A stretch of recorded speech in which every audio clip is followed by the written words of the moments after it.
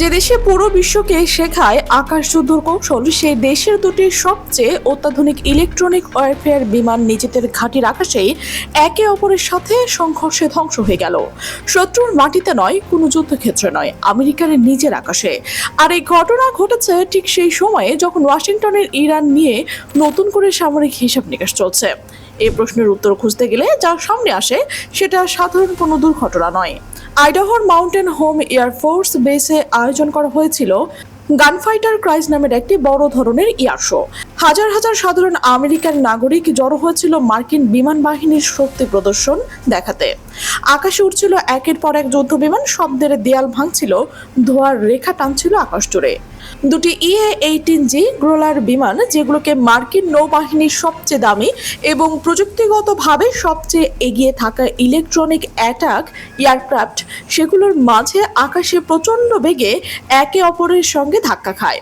দুটি EA-18G গ্লোরাল বিমান, যেগুলো মার্কিন নৌবাহিনীর সবচেয়ে দামি, প্রযুক্তিগতভাবে সবচেয়ে এগিয়ে থাকা ইলেকট্রনিক অ্যাটাক এয়ারক্রাফট, সেগুলো মাঝ আকাশে প্রচণ্ড বেগে একে অপরের সঙ্গে ধাক্কা খায়। বিকট শব্দ, আগুনের গোলা, ধাতব টুকরো ছিটকে পড়তে থাকে। বিমান দুটি মাটিতে আছড়ে পড়ার আগে 4 ক্রু মেম্বার ইজেকশন সিট ব্যবহার করে প্যারাশুটে লাফ দেন। প্রাণে বেঁচে যান, কিন্তু $বিলিয়ন দুটি মারণাস্ত্র পড়ে ছাই হয়ে যায় হাজার হাজার দর্শকের সামনে। EA-18G গ্রোলার এটা আসলে কি জিনিস? EA-18G গ্রোলার সাধারণ কোনো ফাইটার জেট নয়, এটি একটি বিশেষায়িত ইলেকট্রনিক ওয়ারফেয়ার প্ল্যাটফর্ম। এর কাজ হলো প্রথমত শত্রুর রাডার সিস্টেমকে সম্পূর্ণ জ্যাম করে দেওয়া, দ্বিতীয়ত শত্রুর এয়ার ডিফেন্স নেটওয়ার্ক অন্ধ করে দেওয়া, তৃতীয়ত শত্রুর যোগাযোগ ব্যবস্থা বিচ্ছিন্ন করা এবং চতুর্থত নিজের দলের অন্যান্য যুদ্ধ বিমানের জন্য নিরাপদ করিডোর তৈরি করা। সহজ ভাষায়, আসল বোমা ফেলার আগে এই বিমান শত্রুকে পুরোপুরি অন্ধ, বোবা এবং বধির করে দেয়। এটি ছাড়া আমেরিকার কোনো বড় আক্রমণাত্মক অভিযান চালাতেই পারে না। প্রতিটি গ্রোলার বিমানে রয়েছে ALQ-99 এবং নতুন প্রজন্মের NGJ next generation jammer system. এই সিস্টেমগুলো কয়েকশো কিলোমিটার ব্যাসার্ধের মধ্যেই প্রতিটি ইলেকট্রনিক সিগন্যাল শনাক্ত করতে পারে। প্রতিটি বস্তুর অবস্থান, গতি, দূরত্ব সবকিছুই নিখুঁত ডিজিটাল ম্যাপ পাইলটের স্ক্রিনে ফুটে ওঠে। আর এখানে প্রশ্নটা সবচেয়ে তীব্র হয়ে ওঠে, যে বিমান শত্রুর রাডার অন্ধ করে, সে নিজে অন্ধ হলো কিভাবে? এটা হলো সেই প্রশ্ন যা এই মুহূর্তে পেন্টাগনের ভেতরে সবচেয়ে বেশি অস্বস্তি তৈরি করেছে। যে প্রযুক্তি দিয়ে শত্রুর আকাশের মশার সিগন্যালও ধরা যায় বলে পেন্টাগন গর্ব করে, সেই প্রযুক্তির মাত্র কয়েকশো মিটার দূরে নিজেদের সাথীকে চিনতে পারল না। তাহলে দুটি বিমানের একসাথেই সমস্ত সিস্টেম ব্যর্থ হলো কেন? সামরিক বিশ্লেষকরা বলছে, দুটি গ্লোরাল বিমান একই সঙ্গে একই ধরনের সিস্টেম ফেলিওর অনুভব করা এবং তারপর সংঘর্ষে জড়ানো, এটা পরিসংখ্যানগতভাবে অত্যন্ত বিরল। এতটাই বিরল যে এটাকে শুধু দুর্ঘটনা বলে উড়িয়ে দেওয়া যায় না। আর ঠিক এখান থেকে সামনে আসে আরো গভীর এবং অনেক বেশি অস্বস্তিকর কিছু প্রশ্ন। এই ঘটনা যদি অন্য কারোর সাথে ঘটতো, তাহলে হয়তো একে একটি প্রশিক্ষণকালীন দুর্ঘটনা হিসেবে দেখা যেত। আন্তর্জাতিক গণমাধ্যম অ্যাক্সিওসের রিপোর্ট অনুযায়ী, প্রেসিডেন্ট ডোনাল্ড ট্রাম্প হোয়াইট হাউসের সিচুয়েশন রুমে তার শীর্ষ ন্যাশনাল সিকিউরিটি টিমকে জরুরি তলব করেছে। Joint chiefs of staff, CIA director, প্রতিরক্ষা মন্ত্রী সবাইকে একসাথে ডাকা হয়েছে।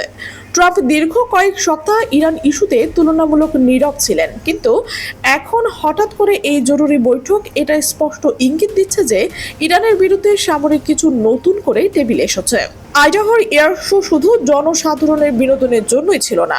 প্রতিটি এয়ার শোতে যুদ্ধ প্রস্তুতির রিহার্সাল চলে। পাইলটরা যে ম্যানুভার এবং ফরমেশন প্র্যাকটিস করছিল, সেগুলো আসলে সম্ভাব্য মারণাত্মক অভিযানের কৌশলগত অনুশীলন। এখানে একটা অত্যন্ত গুরুত্বপূর্ণ এবং বিতর্কিত অ্যাঙ্গেল সামনে এসেছে।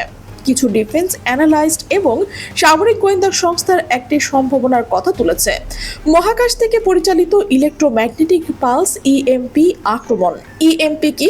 সহজ ভাষায়, এটি একটি অদৃশ্য শক্তির তরঙ্গ যা কোনো ইলেকট্রনিক ডিভাইসকে মুহূর্তের মধ্যেই পুড়িয়ে অকেজো করে দিতে পারে। কোনো বিস্ফোরণ নেই, কোনো আগুন নেই, কোনো ধোঁয়া নেই, কিন্তু টার্গেটের ভেতরে প্রতিটি সার্কিট বোর্ড, প্রতিটি চিপ, প্রতিটি সেন্সর সেকেন্ডের ভগ্নাংশ সক্রিয় হয়ে যায়। চীন গত এক দশকে মহাকাশে তাদের সামরিক সক্ষমতা ব্যাপকভাবে বাড়িয়েছে। তাদের শিচিয়ান সিরিজের শেষ কিছু স্যাটেলাইট নিয়ে পশ্চিমা গোয়েন্দা সংস্থাগুলো আগে থেকে সন্দিহান। এই স্যাটেলাইটগুলোর প্রকৃত ক্ষমতা কি সেটা নিয়ে পেন্টাগনের ভেতরেও স্পষ্ট কোনো ধারণা নেই। যদি ধরে নেওয়া যায় সত্যি চীন মহাকাশ থেকে নির্দেশিত ইএমপি প্রযুক্তি তৈরি করে ফেলেছে, তাহলে এটা যুদ্ধের ধারণাকে আমূল বদলে দেয়। কারণ এই ধরনের আক্রমণ কোনো প্রমাণ থাকে না, কোনো মিসাইলের ধ্বংসাবশেষ নেই, কোনো রাডার ট্রেস নেই, কোনো স্যাটেলাইট লঞ্চারের রেকর্ড নেই। শুধু ফলাফল আছে দুটি ধ্বংস হওয়া বিমান এবং 4 জন পালিয়ে বাঁচা পাইলট। পেন্টাগন অবশ্য আনুষ্ঠানিকভাবে এটিকে প্রশিক্ষণকালীন দুর্ঘটনা বলছে। তদন্ত কমিটি গঠন করা হয়েছে, কিন্তু ভেতরের খবর বলছে অন্য কথা। এই পুরো ঘটনাকে বুঝতে হলে একটু পেছনে গিয়ে বড় ছবিটা দেখতে হবে। চীনের জন্য ইরান শুধু একটি কূটনৈতিক মিত্র নয়, এটি একটি কৌশলগত জীবনরেখা। চীনের বিশাল অর্থনীতি চালাতে প্রতিদিন প্রায় 11 বিলিয়ন ব্যারেল তেল দরকার, আর একটি উল্লেখযোগ্য অংশ আসে ইরান এবং পারস্য উপসাগরীয় অংশগুলো থেকে। কিন্তু চীন সরাসরি আমেরিকার সাথে সামরিক সংঘর্ষে জড়াতে চায় না। তাদের কৌশল সবসময় অন্যরকম, পরোক্ষ, অদৃশ্য এবং স্বীকারোক্তিযোগ্য। আমেরিকার সামরিক সক্ষমতা নিয়ে যে প্রশ্ন এখানে সবচেয়ে বেশি আলোচিত, এই ঘটনা শুধু একটি বিমান হারানোর গল্প নয়, এটি একটি আমেরিকার সামগ্রিক সামরিক প্রস্তুতি নিয়ে বড় প্রশ্ন তুলেছে। রাশিয়া এবং চীন দুই দেশই আনুষ্ঠানিকভাবে নীরব, কিন্তু রাশিয়ার সামরিক ব্লগার এবং চীনা সোশ্যাল মিডিয়া এই ঘটনা নিয়ে ব্যাপক আলোচনা এবং কটাক্ষ চলছে। ইরানের রাষ্ট্রীয় গণমাধ্যম এই ঘটনাকে আমেরিকার সামরিক দপ্তরের পতন হিসেবে তুলে ধরেছে। ইউরোপীয় প্রতিরক্ষা বিশ্লেষকরা বলছে এই ঘটনা আমেরিকার ইলেকট্রনিক ওয়ারফেয়ার সক্ষমতার বিশ্বাসযোগ্যতায় চিড় ধরিয়েছে। ন্যাটো মিত্ররা নিশ্চিতভাবে উদ্বিগ্ন, কারণ EA-118G গ্রোলার শুধু আমেরিকার একার অস্ত্র নয়, এটি পুরো পশ্চিমা জোটের আকাশ প্রতিরক্ষার একটি মূল স্তম্ভ। অস্ট্রেলিয়াও এই বিমান ব্যবহার করে। আইডাহোর ঘটনায় অস্ট্রেলিয়ার প্রতিরক্ষা মন্ত্রণালয়কেও ভাবিয়ে তুলেছে। এই মুহূর্তে বেশ কয়েকটি দিকে নজর রাখতে হবে। প্রথমত, তদন্তের ফলাফল। পেন্টাগন যে তদন্ত কমিটি গঠন করেছে তার কি উপসংহারে আসে সেটা অত্যন্ত গুরুত্বপূর্ণ। যদি তারা বলে এটি শুধু পাইলট এরর, তাহলে অনেক প্রশ্ন অনুত্তর থেকে যাবে। আর যদি তারা বাইরের হস্তক্ষেপের কোনো ইঙ্গিত পায়, তাহলে পুরো পরিস্থিতি সম্পূর্ণ ভিন্ন মাত্রা পাবে।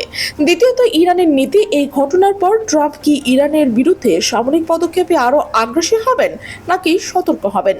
যদি গ্রোলার বিমানের নিরাপত্তা নিশ্চিত না করা যায়, তাহলে ইরানের আক্রমণের পুরো কৌশলগত পরিকল্পনায় নতুন করে সাজাতে হবে। তৃতীয়ত, মহাকাশ অস্ত্র প্রতিযোগিতা। যদি ইএমপি স্যাটেলাইটের সম্ভাবনা সত্যি হয়, তাহলে এটা মহাকাশ অস্ত্র প্রতিযোগিতার একটি নতুন এবং ভয়ঙ্কর অধ্যায় সূচনা। আমেরিকা, চীন এবং রাশিয়া 3 পরাশক্তি মহাকাশের সামরিক আধিপত্য নিয়ে যে লড়াই করছে, সেটা এবার সরাসরি পৃথিবীর বুকে ফেলতে শুরু করবে। আপনি কি মনে করছেন এটা কি সত্যি একটা দুর্ঘটনা ছিল, নাকি এর পেছনে অন্য কোনো শক্তির হাত আছে? আপনার বিশ্লেষণ অবশ্যই কমেন্টে জানান।